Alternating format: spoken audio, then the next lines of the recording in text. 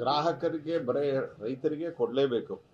ಯಡಿಯೂರಪ್ಪ ಸರ್ಕಾರ ಇದ್ದಾಗೂ ಸಹಿತ ಏನು ಇದನ್ನು ಶುರು ಮಾಡಿದರು ಆ ಸಂದರ್ಭದಲ್ಲಿಯೂ ಸಹಿತ ನಾವು ರೈತರಿಗೆ ಏನು ಸನ್ಮಾನ್ಯ ಯಡಿಯೂರಪ್ಪನವರು ಕೊಡ್ತಾಯಿದ್ರು ಅದು ಸರ್ಕಾರದ ವ್ಯವಸ್ಥೆ ಒಳಗೆ ಕೊಡ್ತಾಯಿದ್ರು, ಇಲ್ಲ ಇದ್ದ ರೇಟ್ನಲ್ಲೇ ಮ್ಯಾನೇಜ್ ಮಾಡಿ ಕೊಡ್ತಾಯಿದ್ರು.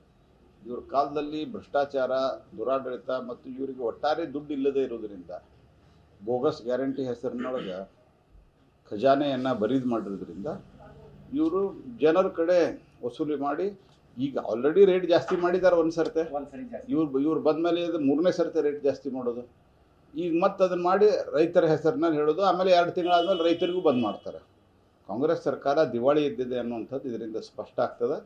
ಇದನ್ನು ನಾವು ತೀವ್ರವಾಗಿ ನಾನು ಮತ್ತು ನಮ್ಮ ಪಕ್ಷ ವಿರೋಧ ಮಾಡ್ತೀವಿ. ಈಗ ನೀವು ಹೇಳಿದ್ರಿ ಸರ್, ಗ್ಯಾರಂಟಿಗಳಿಂದ ರಾಜ್ಯ ಆರ್ಥಿಕ ದಿವಾಳಿ ಆಗುತ್ತೆ, ಯಾವುದೇ ಪ್ಲಾನ್ ಇಲ್ಲ. ಅದರದ ಇದಕ್ಕೆ ನಿವೇಶನ ಸಾಕ್ಷಿ ಅಂತೀರಿ ಸರ್ ಇದಕ್ಕೆ? ಇದು ಪಕ್ಕ ಇದ್ರ ಸಾಕ್ಷಿ ಇದ್ದೇ ಇದೆ. ಇದು ಅವ್ರು ನೋಡ್ರಿ, ಪೆಟ್ರೋಲು ಡೀಸೆಲ್ ದರ ಏರಿಸಿದ್ರು. ಇವರೇ ಹಿಂದೆ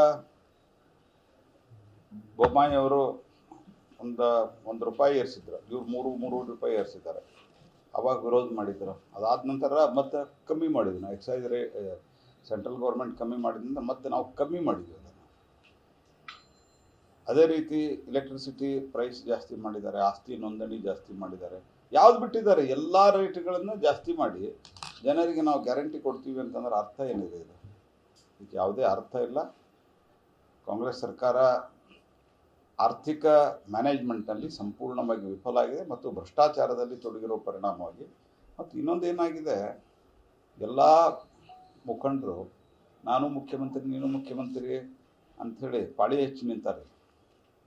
ಈ ಹಿಂದೆ ಸೀಮೆ ಎಣ್ಣೆಗೆ, ಆನಂತರ ಕೆಲವು ಭಾಳ ದಿವಸದ ಹಿಂದೆ ಡೈರಿ ಹಾಲಿಗೂ ಪಾಳಿ ಹಚ್ತಿದ್ರು.